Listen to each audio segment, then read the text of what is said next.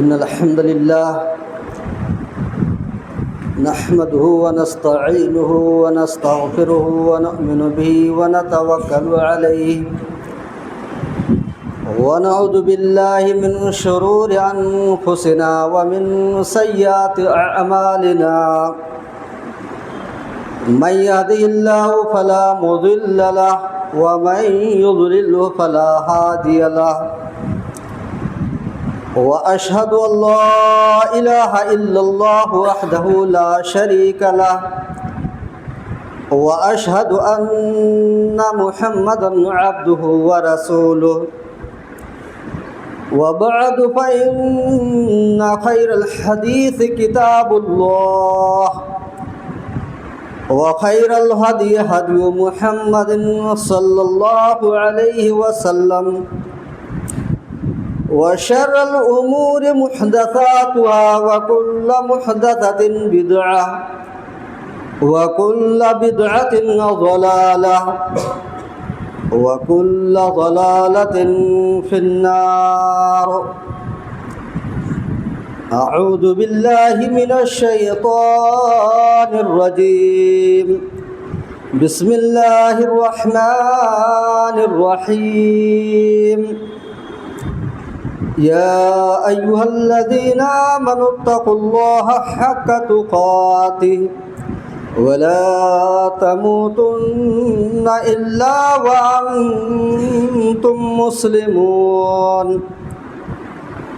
يا أيها الناس اتقوا ربكم الذي خلقكم من نفس واحدة وخلق منها زوجها وبث منهما رجالا كثيرا ونساء واتقوا الله الذي تساءلون به والأرحام إن الله كان عليكم رقيبا. يا أيها الذين آمنوا اتقوا الله وقولوا قولا سديدا يصلح لكم أعمالكم ويغفر لكم ذنوبكم ومن يطع الله ورسوله فقد فاز فوزا عظيما. وقال الله تبارك وتعالى في موضع آخر: أعوذ بالله من الشيطان الرجيم. بسم الله الرحمن الرحيم. وعد الله المؤمنين والمؤمنات جنات تجري من تحتها الأنهار. وقال الله تعالى في كلام آخر: أعوذ بالله من الشيطان الرجيم. بسم الله الرحمن الرحيم. فلا تعلم نفس ما أخفي لهم من قرة أعين. وقال النبي صلى الله عليه وسلم: أعددت لعبادي الصالحين ما لا عين رأت ولا أذن سمعت ولا خطر على قلب بشر. رب اشرح لي صدري ويسر لي أمري واحلل عقدة من لساني يفقه قولي. رب زدني علما. معزز مصلیان کرام، حاضرین جمعہ، بزرگان دین و ملت، پردہ نشین ماں اور بہنیں، مختصر سی خطبہ مسنونہ کے بعد ہر قسم کی تعریفیں، حمد و ثنا، بڑائی و بزرگی اللہ رب العالمین کے لیے لائق و زیبا ہے. بعد وہ انگنت بے شمار لا تعداد درود و سلام نازل ہو اللہ کے بھیجے ہوئے تمام کے تمام انبیاء و رسول پر، بالخصوص نبیوں کے، رسولوں کے آخری کڑی امام الانبیاء، خاتم النبیین، سید المرسلین، شافع المذنبین، امام حوض کوثر جناب محمد مصطفیٰ صلی اللہ علیہ وسلم پر، اور تمام کے تمام صحابہ کرام، ائمہ اعظام اور علماء ربانی پر، علماء برحق پر اللہ رب العالمین کی رحمتیں اور برکتیں نازل ہو۔ میرے بھائیوں، آج کے خطبہ جمعہ میں جس عنوان کے تحت کچھ باتیں آپ لوگوں کی خدمت میں رکھنا چاہتا ہوں، اس کا نام ہے جنت اور اس کی نعمتیں۔ آج کے خطبہ میں ہم یہ سمجھیں گے کہ جنت کیا ہے، جنت کیسی ہے، جنت کو کیسے بنایا گیا، جنت میں کون لوگ جائیں گے، اور وہاں کی نعمتیں کیا ہیں۔ میرے بھائیوں، جب ہم لغت کھولیں گے اور جنت کا لغوی معنی دیکھیں گے تو اس کے معنی کیا ہوتے ہیں؟ باغات کے، جو باغات سرسبز ہو اور جس کی ٹہنیاں جھکی ہوئی ہو۔ تو لغوی اعتبار سے جنت کے معنی ہرے بھرے باغات کے ہیں۔ اصطلاح شرع میں جنت کہتے ہیں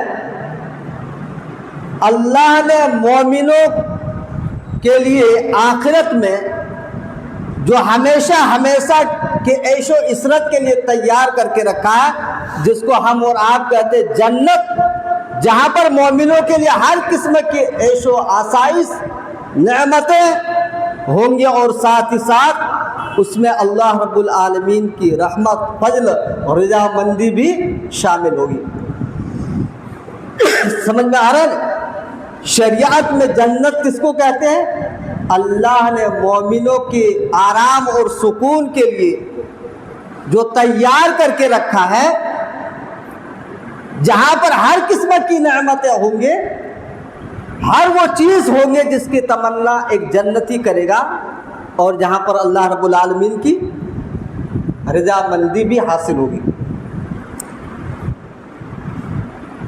اللہ رب العالمین نے تمام مردوں سے، تمام مومن مردوں سے اور تمام مومنہ عورتوں سے اس جنت کا وعدہ کیا ہے۔ سورہ توبہ آیت نمبر 72 کو جب آپ اٹھائیں گے تو وہاں پر اللہ رب العالمین کا یہ ارشاد موجود ہے، وعد اللہ المؤمنین والمؤمنات جنات تجری من تحت الانہار۔ میرے بھائیو غور کیجیے گا، اللہ رب العالمین نے مومن مردوں کے لیے اور مومنہ عورتوں کے لیے، صرف مردوں کے لیے نہیں بلکہ مردوں کے ساتھ ساتھ عورتوں کے لیے بھی تیار کر کے رکھا۔ کیا؟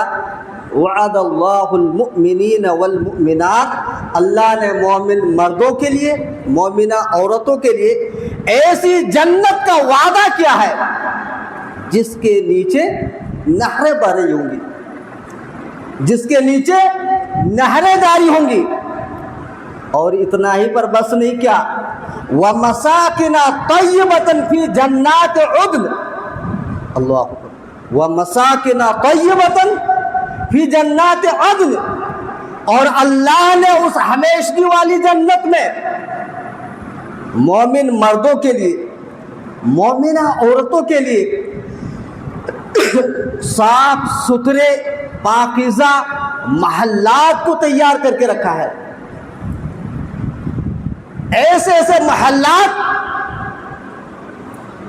جن کے اندر کوئی کچرا نہیں ہوگا، کوئی گندگی نہیں ہوگی، کوئی ایسی چیز نہیں ہوگی جس سے انسان کو نفرت ہو۔ مساکن طیبہ، پاک و صاف محلات تیار کر کے رکھے. اور محلات تو ہوں گے ہی، ایک عجیب بات ہے، وَرِضْوَانٌ مِّنَ اللَّهِ اکبر، وہاں پر اللہ رب العالمین کی رضامندی ہوگی جو ان نعمتوں سے بہت بڑی چیز ہوگی. نعمتیں تو ہوں گی وہاں پر، لیکن نعمتوں سے بھی بہت بڑی ایک اور چیز ہوگی، اور وہ کیا ہوگی؟ اللہ رب العالمین کی رضامندی. اسی طریقے سے اگر ایک اور مقامات پر قرآن کریم کا مطالعہ کریں گے تو اللہ رب العالمین کا فرمان اس تعلق سے ملتا ہے کہ ادخلوا الجنت انتم وازواجکم تحبرون. اللہ اکبر. آج کے دور میں بہت سارے لوگ سوال کرتے رہتے ہیں کہ جنت میں مومن مردوں کو حوریں ملیں گی تو عورتوں کے لیے کیا ہے؟ قرآن مطالعہ کیجئے، خود بخود اس کا جواب آپ کے سامنے حاضر ہو جائے گا. اللہ نے کیا کہا؟ ادخلوا الجنت انتم، کہ تم وازواجکم، اور تمہاری بیویاں جنت کے اندر چلے جاؤ. تحبرون، وہاں پر تمہاری خوب اعزاز و اکرام کیا جائے گا. غور کر رہے ہیں؟ یہ نہیں کہا کہ صرف تم جنت میں جاؤ، بلکہ کیا کہا؟ اے مومن مردو، تم اور تمہاری بیویاں جنت میں چلے جاؤ. تحبرون، وہاں پر تمہاری خوب عزت و اکرام کیا جائے گا. یہ آیت کریمہ اس بارے میں دلیل ہے کہ مردوں کے ساتھ ساتھ عورتیں بھی جنت میں جائیں گی. عورتیں بھی جنت میں جائیں گی. اب آئیے اس تعلق سے میں ایک بڑی پیاری حدیث آپ لوگوں کی خدمت میں رکھنا چاہتا ہوں، جس کو امام بخاری رحمۃ اللہ علیہ نے اپنی کتاب صحیح بخاری جلد اول باب و بدع الخلق کے اندر نقل کیا ہے. حدیث اس طریقے سے، عن ابی ہریرہ رضی اللہ تعالی عنہ ان رسول اللہ صلی اللہ علیہ وسلم قال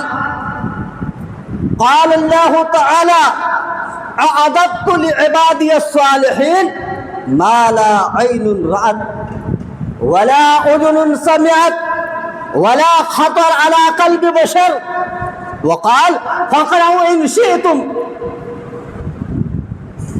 اللہ اکبر. میرے بھائیو غور کیجیے گا، حضرت ابو ہریرہ صحابی رسول ہے، وہ بیان کرتے کہ نبی کریم صلی اللہ علیہ وسلم نے ارشاد فرمایا. نبی کریم صلی اللہ علیہ وسلم کہتے ہیں کہ اللہ تبارک و تعالی نے ارشاد فرمایا. آپ لوگ بارہا خطبے سنتے ہیں، آپ لوگ جانتے ہوں گے کہ موقوف کس کو کہا جاتا ہے، مرفوع کس کو کہا جاتا ہے، حدیث قدسی کس کو کہا جاتا ہے. حدیث کی 3 قسمیں: حدیث موقوف، حدیث مرفوع اور حدیث قدسی. اگر سند صحابی پر ختم ہو جائے، نبی تک نہ پہنچے، تو اس حدیث کو حدیث موقوف کہتے ہیں، یعنی کسی صحابی کا قول. اور اگر حدیث کی سند جناب محمد رسول اللہ صلی اللہ علیہ وسلم تک پہنچے تو اس کو کیا کہتے ہیں؟ حدیث مرفوع، نبی کریم صلی اللہ علیہ وسلم کی حدیث. اور اگر نبی کریم صلی اللہ علیہ وسلم سے بھی آگے اللہ رب العالمین تک حدیث کی سند پہنچے تو اس حدیث کو کیا کہتے ہیں؟ حدیث قدسی. یہ حدیث کیا ہے؟ حدیث قدسی ہے. نبی کریم صلی اللہ علیہ وسلم کہتے ہیں کہ اللہ سبحانہ و تعالی نے ارشاد فرمایا اعددت لعبادی الصالحین.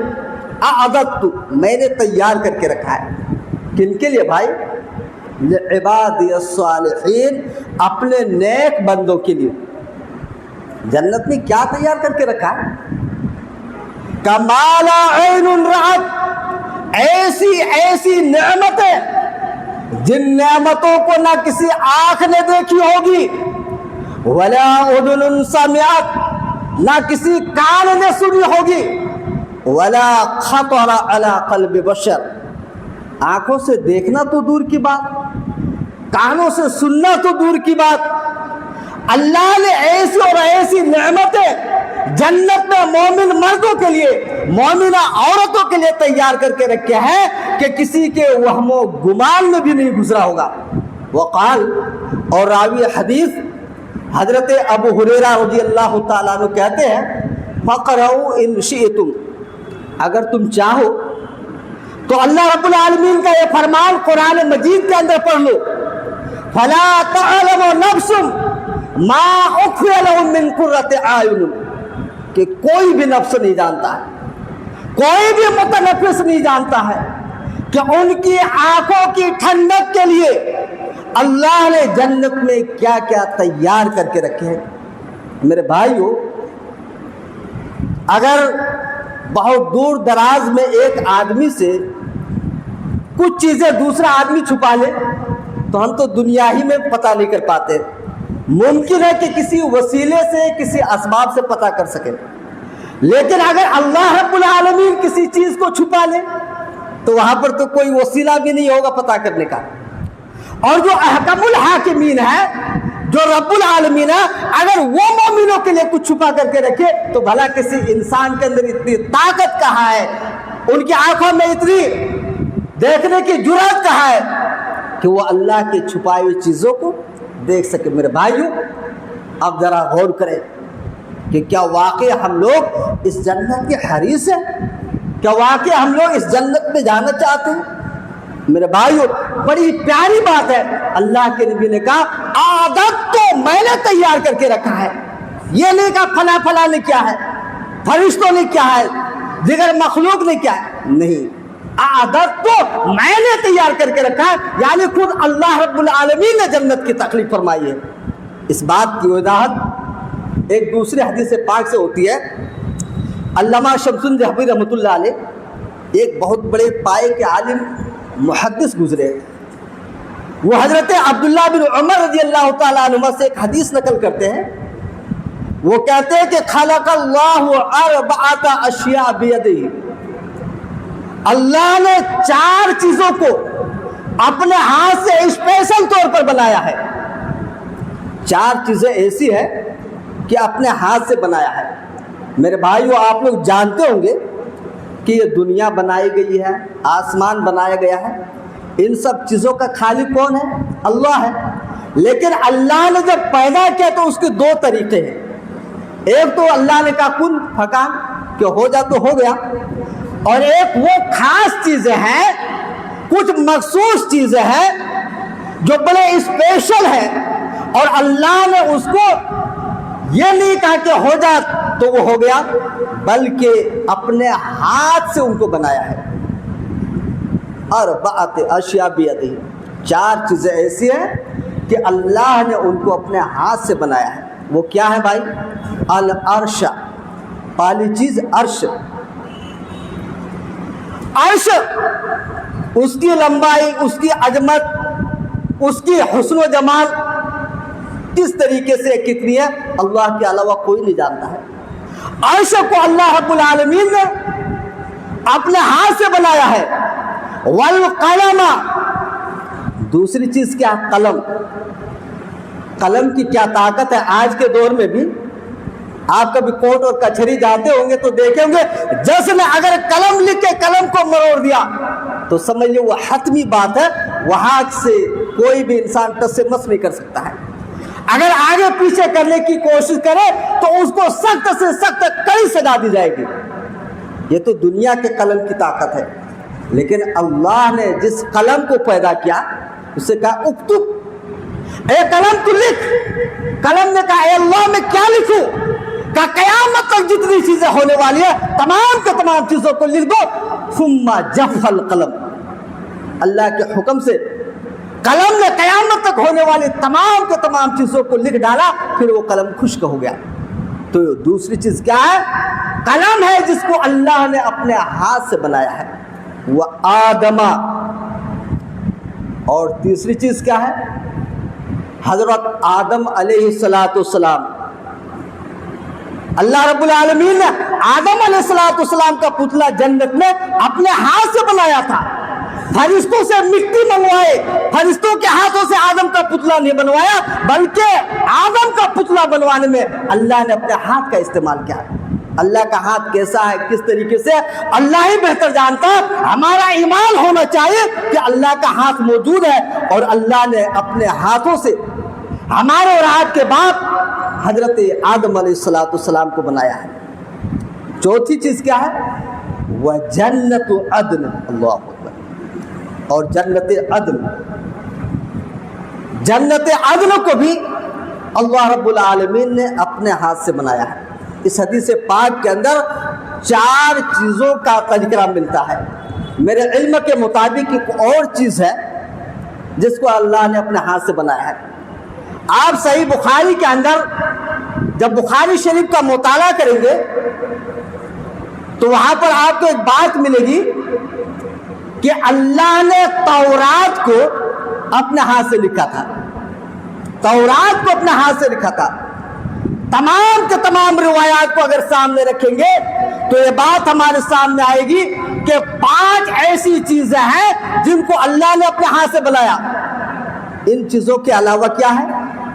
اللہ نے کہا کن فکان، جتنی بھی چیزیں ہیں، جتنے بھی مخلوقات ہیں، چاہے وہ ملائکہ ہی کیوں نہ ہو، جن ہی کیوں نہ ہو، یا کوئی اور مخلوق کیوں نہ ہو، اللہ نے اس کی تخلیق میں اپنے ہاتھ کا استعمال نہیں کیا، بلکہ کیا کہا؟ کن فکان، ہوگا تو وہ ہو گیا۔ میرے بھائیو، اب ذرا غور کریں کہ جنت کی کیا اہمیت ہے، جنت کی کیا فضیلت ہے، جنت کا کتنا بڑا مقام ہے، وہ جنت کتنی خوبصورت ہوگی جس جنت کو اللہ رب العالمین نے اپنے ہاتھ سے بنایا ہے۔ اللہ اکبر۔ جب اللہ رب العالمین نے جنت کو اپنے ہاتھ سے بنایا ہے تو پھر اس جنت کے بنانے کی کیفیت کیا ہو سکتی ہے؟ حدیث پاک کے اندر اس کا تذکرہ موجود ہے۔ حدیث پاک اس طریقے سے ہے، عن ابی ہریرہ وعن ابی سعید، 2 صحابی رسول سے حدیث مروی ہے۔ وہ دونوں کہتے ہیں کہ نبی کریم صلی اللہ علیہ وسلم نے فرمایا خلق اللہ الجنت الجنہ ذهبا من فضة وذهبا من ذهب، اللہ، کہ اللہ رب العالمین نے جب جنت کو بنایا، خلق اللہ الجنہ، جب اللہ نے جنت کو بنایا تو اس کے بنانے میں کیا کیفیت اپنائی؟ ایک اینٹ سونے کا، لبنۃ من ذہب ولبنۃ من فضہ، ایک اینٹ سونے کا اور ایک اینٹ چاندی کا، وملاۃها المسک۔ میرے بھائیو، ہم اور آپ آج کے دور میں مکان بناتے ہیں نا، صرف اینٹ سے ہی نہیں بنا لیتے نا، اینٹوں کے ساتھ گارے کی بھی ضرورت پڑتی ہے کہ نہیں؟ جنت کو بھی اللہ نے بنایا ہے تو صرف اینٹوں سے نہیں، لبنۃ من ذہب، ایک اینٹ سونے کا۔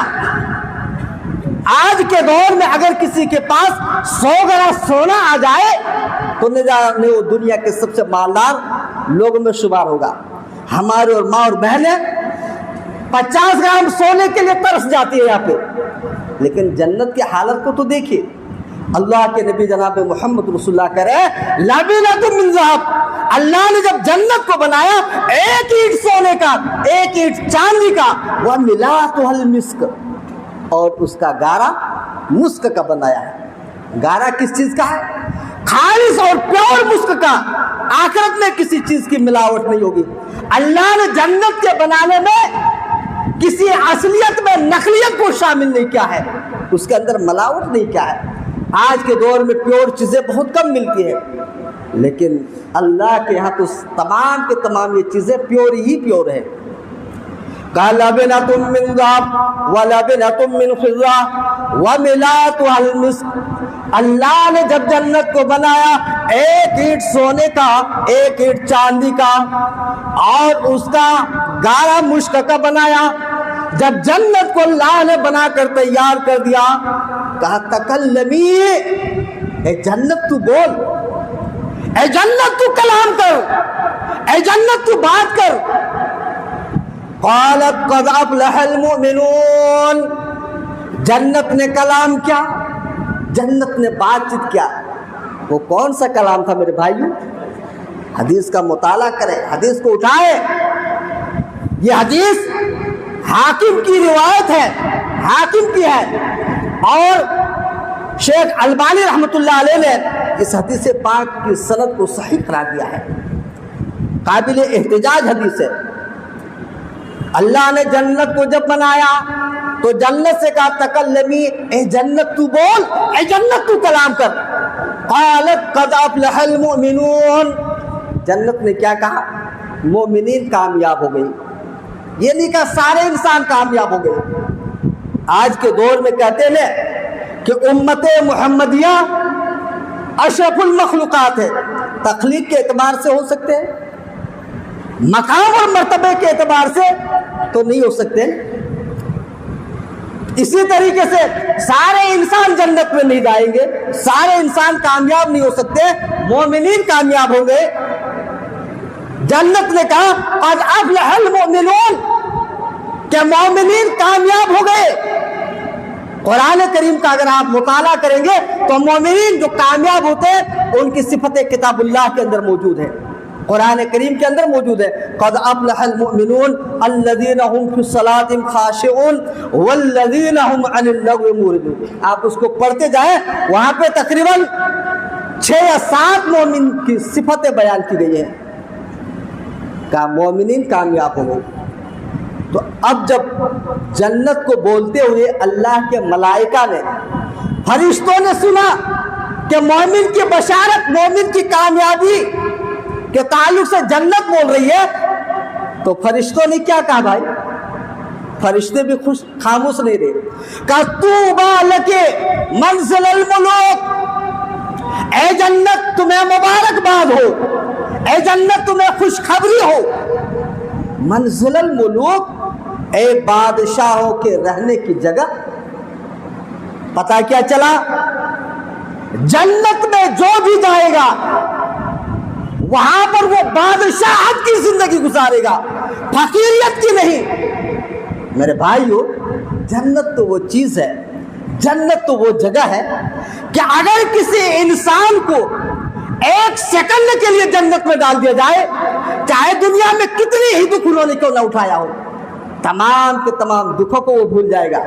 اور یہ بات میں اپنی طرف سے بیان نہیں کر رہا ہوں, صحیح مسلم کی روایت ہے. اللہ کے نبی جناب محمد رسول اللہ صلی اللہ علیہ وسلم نے ارشاد فرمایا کہ جب اس زندگی کا آغاز ہوگا تو اللہ ایک ایسے بندے کو لانے کا حکم دے گا جو بندہ دنیا میں بڑا مالدار رہا ہوگا, ساری نعمتیں ان کے پاس ہوں گی, رہنے کے لیے اچھے سے اچھے مکان, کھانے کے لیے اچھے سے اچھے سامان, پہننے کے لیے اچھے سے اچھے کپڑے. گویا یوں کہہ لیجئے کوئی ایسی چیز نہیں ہوگی جو ان کو میسر نہ ہوگی. فَيُسْبِغُ فِي النَّارِ صِبْغًا, یہ اللہ کے نبی صلی اللہ علیہ وسلم کی حدیث ہے کہ اللہ رب العالمین 1 سیکنڈ کے لیے اس بندے کو جہنم میں ڈال دے گا. ثم يخرج, پھر نکال دیا جائے گا.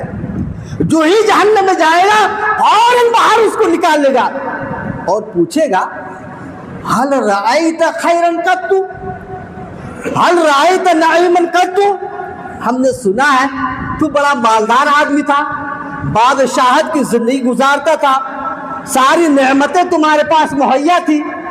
یہ بتاؤ جہنم کا جو تم نے 1 لمحہ دکھ چکھا ہے, اس دکھ کے چکھنے کے بعد کا تمہیں ایسا محسوس ہو رہا ہے کہ تم نے کبھی سکھ کو, آرام کو, خیر کو دیکھا ہے؟ وہ بندہ کہے گا اے اللہ, جو میں نے 1 لمحے کا دکھ چکھا, ایسا محسوس ہو رہا ہے کہ میں جانتا ہی نہیں کہ آرام کیا چیز ہوتی ہے, عیش و عشرت کیا چیز ہے. اس دکھ کے چکھنے کے بعد مجھے اپنا کوئی سکھ یاد نہیں ہے.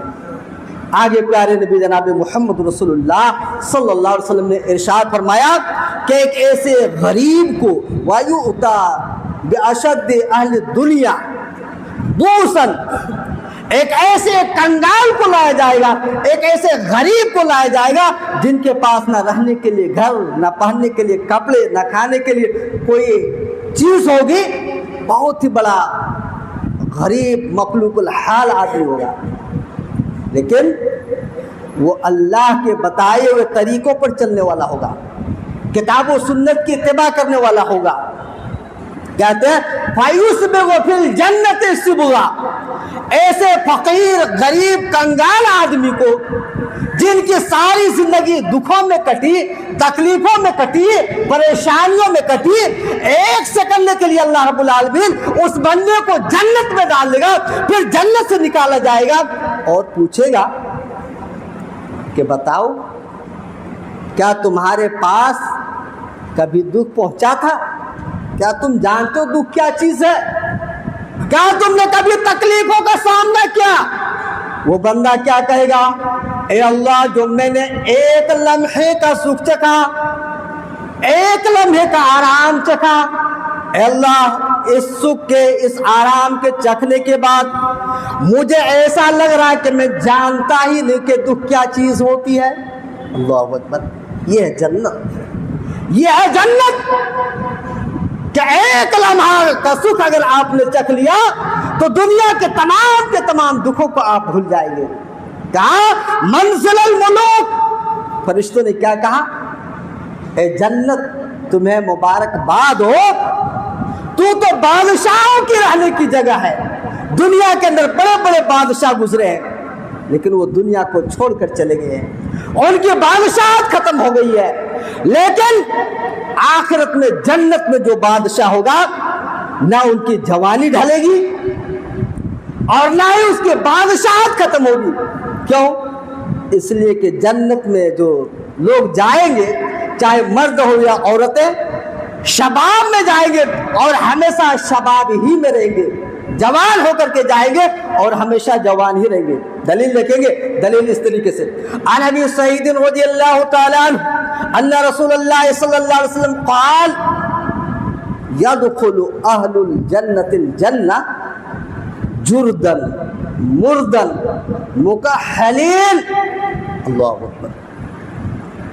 صحابی رسول ابو سعید خدری رضی اللہ تعالیٰ عنہ بیان کرتے ہیں کہ نبی کریم صلی اللہ علیہ وسلم نے ارشاد فرمایا جب جنتی جنت میں جائیں گے تو وہ جرد ہوں گے، مرد ہوں گے۔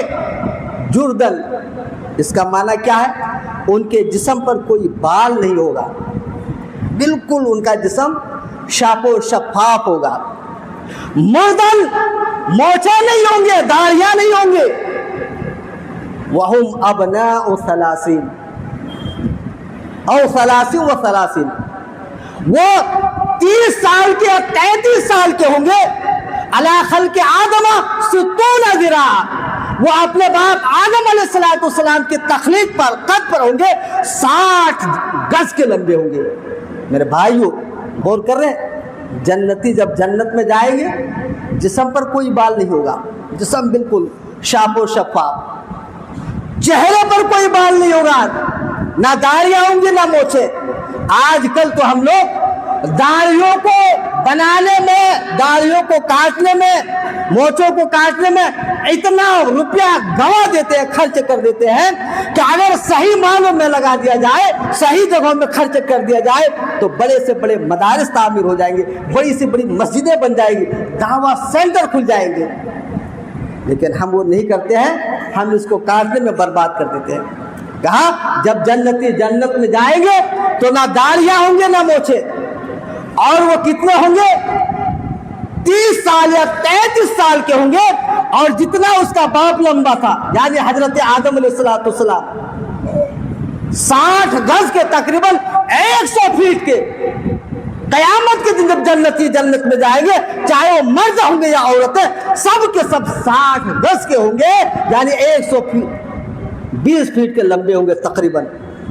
تو میرے بھائیو یہ ہے جنتیوں کی حالت۔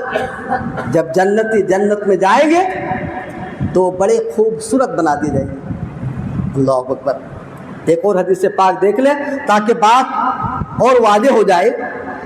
حدیث پاک اس طریقے سے ہے، عن ابی ہریرہ رضی اللہ تعالی عنہ ان رسول اللہ صلی اللہ علیہ وسلم قال اول زمرۃ تدخل الجنۃ علی صورت القمر لولۃ البدر۔ اللہ، حضرت ابو ہریرہ بیان کرتے ہیں کہ نبی کریم صلی اللہ علیہ وسلم نے ارشاد فرمایا، کہا جنت میں مومنوں کا جو سب سے پہلا گروہ جائے گا اس کی حالت کیا ہوگی، اس کی کیفیت کیا ہوگی،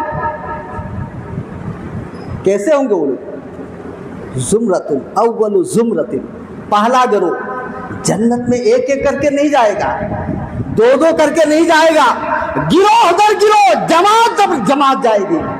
سب سے پہلی جماعت جو جنت میں جائیں گے، اللہ کے نبی صلی اللہ علیہ وسلم نے فرمایا 14ویں رات کے چاند جیسے چمکتا ہوا ایسے جنتیوں کے چہرے چمک رہے ہوں گے، علی صورت القمر لولۃ البدر۔ جنت میں پہلا گروہ جو جائے گا وہ 14ویں رات کے چاند کے مانندہ ہوں گے، چمکتے ہوں گے ایسے ان کے چہرے۔ والثانیہ علی لون اصل کوكب دری فی السماء، بخاری مسلم کی روایت ہے، اللہ کے نبی صلی اللہ علیہ وسلم نے ارشاد فرمایا دوسرا گروہ جو جنت میں جائے گا وہ اس روشن ستارے کے مانند ہوگا جو آسمان افق میں سب سے چمکتا ہوا ہوگا، سب سے روشن ہوگا۔ وَلِكُلِّ رَجُلٍ جَنَّتَانِ، اللہ اکبر۔ میرے بھائیو غور کر رہے ہیں، جنت میں جب جنتی جائیں گے تو بدصورت شکل اور بدنما چہرے کے ساتھ نہیں جائیں گے، بلکہ ان کا چہرہ بالکل خوبصورت کر دیا جائے گا، 14ویں رات کے چاند جیسے چمکتا ہے ویسے ہی پہلے گروہ کا چہرہ چمکتا ہوا رہے گا۔ اور جو دوسرا گروہ ہوگا وہ آسمان افق میں جو سب سے روشن ستارے ہوتے ہیں ان کے مانند ان کے ہوگی۔ اور جب جنتی جنت میں اتنا خوبصورت بن کے اتنا روشن چہرہ لے کر کے چلے جائیں گے تو اب وہاں کی حالت کیا ہوگی؟ اللہ کے نبی صلی اللہ علیہ وسلم نے کہا وَلِكُلِّ رَجُلٍ جَنَّتَانِ، جب جنتی جنت میں جائیں گے تو ہر جنتی کے لیے کم از کم 2 عورتیں ہوں گی۔ اللہ اکبر۔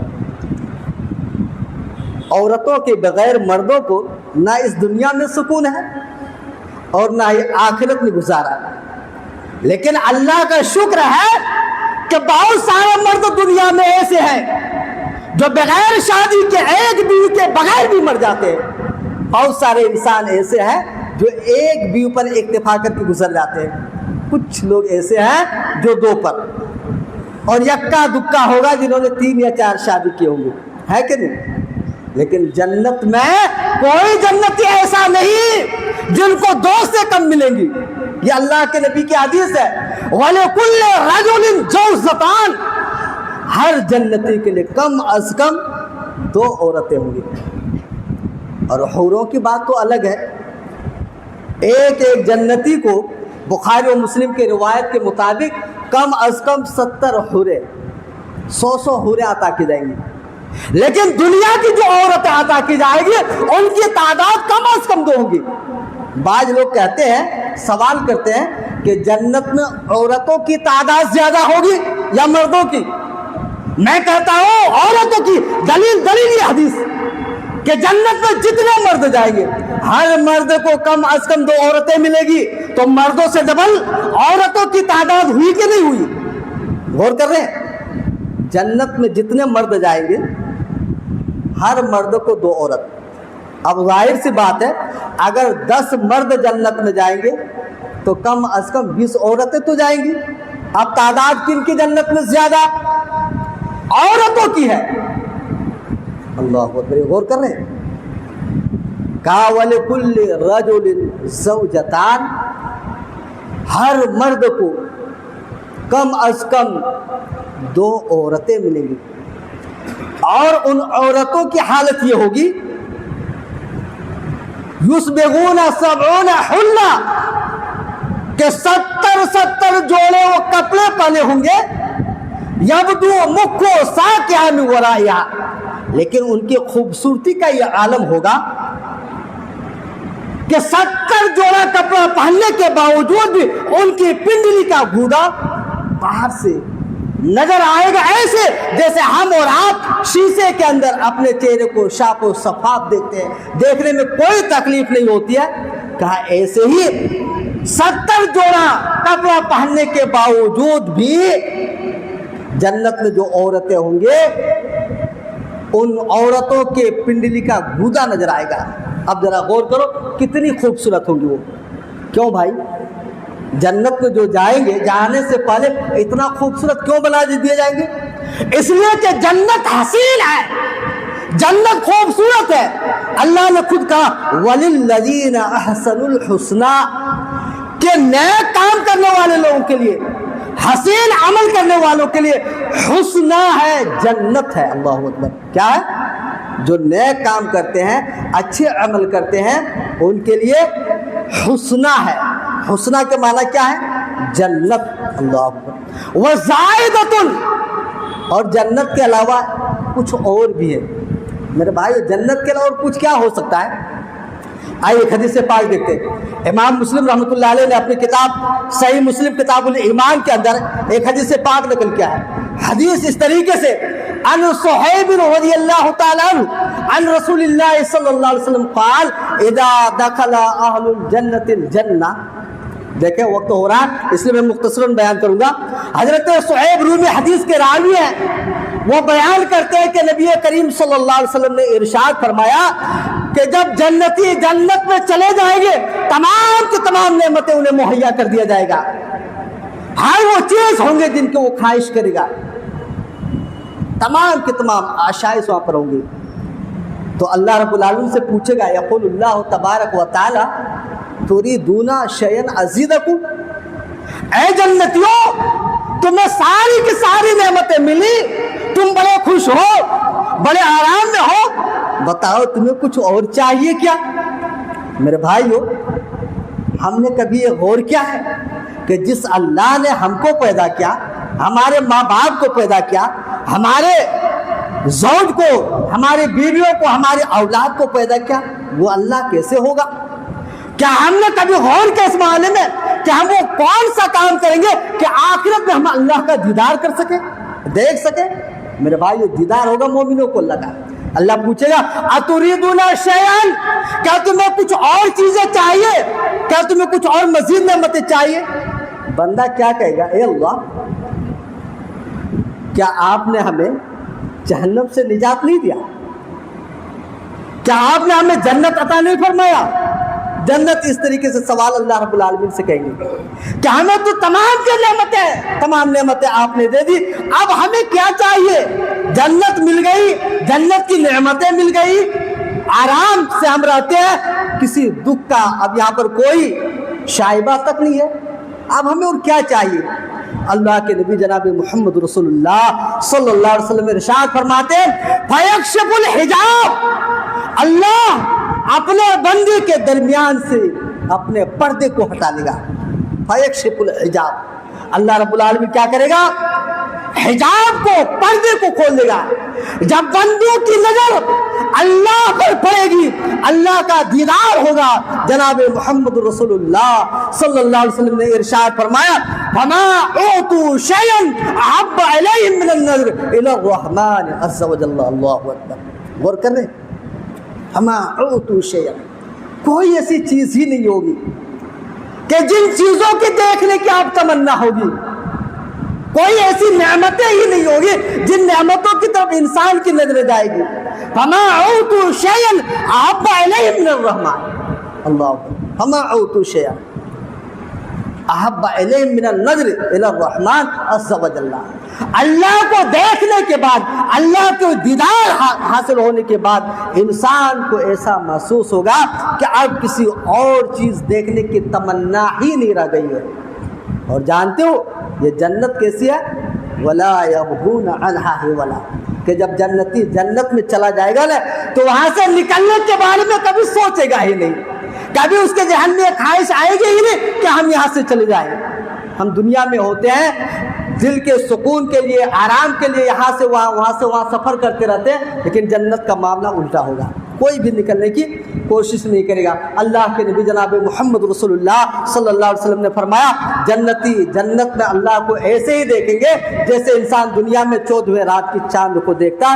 अल्लाह, हमारे आमाल तो ऐसे नहीं है کہ ہم اپنے اعمال کے بدولت جنت میں جا سکیں. ہمارا ایمان اتنا مضبوط نہیں ہے کہ ہم اپنے ایمان کے مضبوطی کی وجہ سے جنت میں جا سکیں. لیکن اے اللہ، آپ کے فضل سے، آپ کی رحمت سے ہم بے نیاز نہیں ہیں. اے اللہ، تو اپنے فضل و کرم سے ہم لوگ کے اعمال کو قبول کر لے، ہم لوگ کے ٹوٹے پھوٹے عملوں کو قبول کر لے. اے اللہ، اپنے رحم و کرم اور فضل سے ہم لوگ کو جنت الفردوس کا وارث بنا دے. اے اللہ، تو اپنے رحم و فضل سے ان لوگوں میں ہم لوگ کو بھی شامل کر لے جن لوگوں کو تیری دیدار نصیب ہوگی، جن لوگوں کو تیری دیدار نصیب ہوگی. آخر میں پروردگار عالم سے دعا ہو، بار الہ ہم جمی مسلمانوں کو زیادہ سے زیادہ اعمال صالحہ کرنے کی توفیق عنایت فرما. اے العالمین، ہم لوگ کو جب تک تو زندہ رکھ، حالت ایمان اور اسلام پر زندہ رکھ. اے العالمین، جب خاتمہ ہو تو کتاب و سنت پر خاتمہ نصیب عنایت فرما. آمین. تقبل یا رب العالمین.